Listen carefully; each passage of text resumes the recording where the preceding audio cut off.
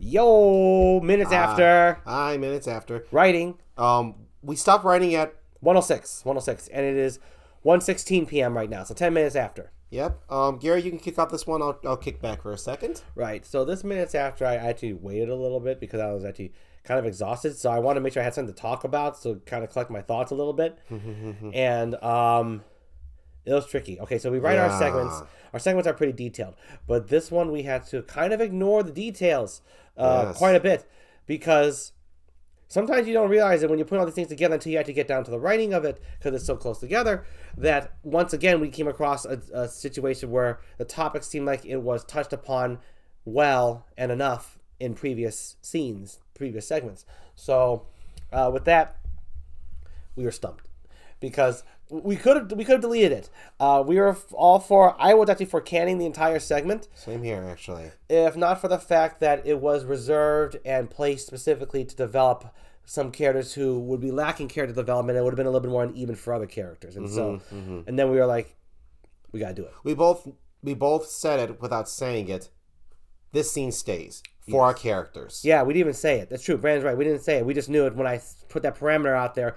We just sat then. We didn't say anything. We're like. And so we had and so we had to pull out an old card we don't use too often. Yeah, ever since we did this new system of having like pretty much half of it described in the segments and planned out before we write it on the screenplay, we have not resorted to ad-libbing or improving character dialogue or even the flow of a scene with just generic ideas of these two characters talk about this topic. That's pretty much all we went in with as a result of deleting all the previous content. Yeah. So it was just the theme and the characters. That's all we had to work with.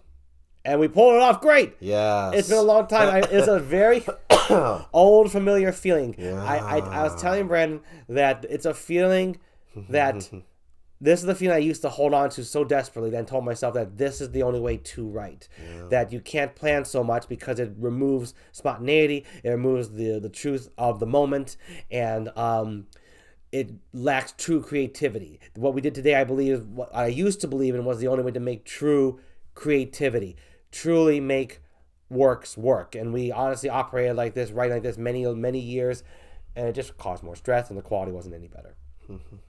But it's kind of nice remembering it in that while I will never choose to write this way ever again because now I know the truth. It was just a way to write, not the way to write. But it's nice to know that, Brand, I can fall back on this ability that we've developed and do it well when we're in a stump like this, when the scene has to stay, but all the details have to go. So we have to fill in new details on the fly. Or pretty much just call it a day at work and just sit with it for the next day, but we don't like doing that. Yeah, we're at a strong enough point where we can actually, when we're lost, we're like, okay, but we know how to handle this. We did. Yeah, we did. It worked out extremely well, actually, honestly. It brought back the memory of going back like, oh man, this is the best scene we've ever written right now so far. And it's actually, I would agree with that. It kind of does feel that way when you do that spontaneous writing where it's that, okay, I have my feelings of the scene, what it's supposed to carry. I have my characters. Let's go. Yeah. And there we had it. And it's a very familiar feeling. It's just the working of the mind and it's like feels like a workout. Yes. Is why. Right? Whereas the planned ones is less of a workout, but no less challenging. But it's a different kind of workout. It's kind of like everything just feels new. There's always that new feeling that makes everything feel like it's the greatest and at the height of creativity. Yeah. When it's new, whether it's creativity, whether it's a new hobby, a new relationship, new just feels new and great and the best ever when it's new. Yes. Doesn't necessarily mean it is. But it has that. It has that kind of fresh feeling. Kind of, what's the word? That kind of high. But not in a bad way. Right? Because actual highs are bad. No, I know what you mean. It's that maybe high is the more negative way to put it. I'd say for my own phrasing, I'd say it has that. I'm going to say a movie term, has that fun, exciting first-time viewing of something you just know is going to turn out well, but you don't know how it's going to unfold. That's the way I'm going to use a movie analogy, though. It's just fresh and it's exciting. We like to. It's fun to experience new things that are great. Yes, it is. That's probably at its base. It just feels good to experience new things that are awesome. Yep. And so it feels like that when you're making up all the shit on the fly and it looks great and you finished it great and you think it's the best. Yeah. And actually it's equal to all the rest. But it's a nice feeling. I'm glad we felt it again. And I'm even happier that I'm not coming back to this again. If I had a choice to do this or the planned system, I'm sticking with the planned. Overall, it's healthier. Because here's the drawback of this. It was a very short sec. This scene ended up being much shorter than planned. And actually, the subject itself wasn't even that heavy or dramatic. And no one died. Exactly. And I'm as tired as if it were a longer segment or heavier segment. So one of the biggest drawbacks of the improv is... way more tasking. You're tired. You're a lot more tired. Mm-hmm. And it's like, wow, that was fresh and new. Yeah, I'm not going to do this again tomorrow. If I have to do this system again tomorrow, I'm taking tomorrow off, or I'm going to be very, very angry. Yeah, and that opens a whole can of worms. And there were a lot of times when we were angry. So it's just nice to look at this because it happened today so unexpectedly. Yeah, our segments are so well planned. We don't change them off like this. Not that drastically.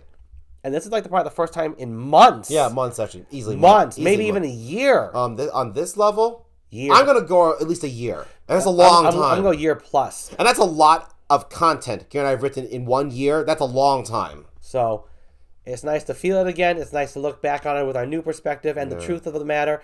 And all in all, just a genuinely cool experience. Yeah. For me, I'm going to tell right now, since I've got more energy since Garrett's been talking about it, about the whole spontaneous writing. The classic. We refer to this as classic writing. That's how we used to be. Yeah, our classic. Back in 2014. Yes, back in 2014. Back to our classic writing. For me, I always have a funny mix thing. I agree with Garrett with the excitement. There's no doubt about it. You can't go wrong with the excitement. No. But for me, I go by then. Since I get I get more exhausted than Garrett when we do this writing, classic writing. I'm just like, did I miss anything?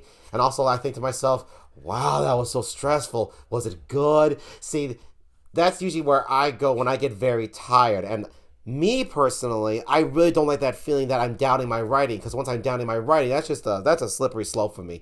So I'm just like, I'd rather always feel confident and love what I'm writing rather than feeling the confidence and love the day after we had one of these tough writing sessions. That's always been my personal experience. That makes a lot of sense, bro. But like I said, that's really for me, because Garrett loves it. I feel the confidence one way or the other. I don't doubt the writing. As long as it felt good writing it, then I know it's good. That's it. It's just that simple. Folks would say that's not a gauge. That's like maybe it could be wrong. That's say I hate that doubt. That's what I hate. I hate writing something that I feel wonderful about, that I know is good, and then doubting that the next day. Yeah, that's Garrett. That's Garrett. I don't do that. No. As a staple, I make sure I keep what I've written to trust myself and let it play out. And it's worked every time. It's worked every time. So for me, I always feel it of the moment, even the plan was in the moment. So that's why I don't doubt it later on. Because I personally vowed to never doubt what I write as long as it felt right. Now, the fun thing I'm going to wrap up, at least on my part talking about this, is I would say this kind of funny.